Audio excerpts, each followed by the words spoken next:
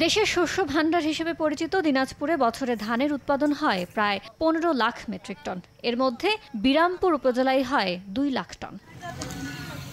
অথচ এই উপজেলায় সিন্ডিকেটের কবলে পড়েছে সার। কৃষকরা বলছেন, প্রতি বস্তা টিএসপির সরকার নির্ধারিত দাম ১৩৫০ টাকা হলেও কৃষকরা কিনতে বাধ্য হচ্ছেন ১৮০০ থেকে ২১০০ টাকায়। আবার মিউরেট অফ পটাশ সারের দাম ১০০০ টাকা বস্তা হলেও তা বিক্রি হচ্ছে ৩০০ টাকা বেশিতে।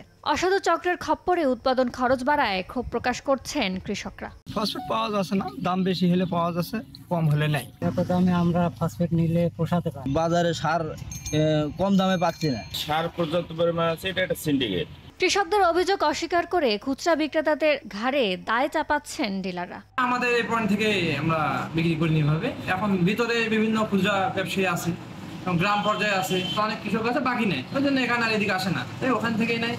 ওরা বেশি লাভটা বেশি করে নেয়। নির্ধারিত দামের চেয়ে বেশি নিলে তার বিরুদ্ধে ব্যবস্থা নেয়ার হুঁশিয়ারি উপজেলা কৃষি কর্মকর্তার। কোনোভাবে কোনো কৃষকের কাছে বেশি দাম চাওয়া হয়, আমার পরামর্শ দেবো সঙ্গে সঙ্গে কৃষি অফিসারকে জানান। কোনো ডিলারের বিরুদ্ধে অভিযোগ করলে সঙ্গে সঙ্গে আমরা তার বিরুদ্ধে পদক্ষেপ গ্রহণ করব।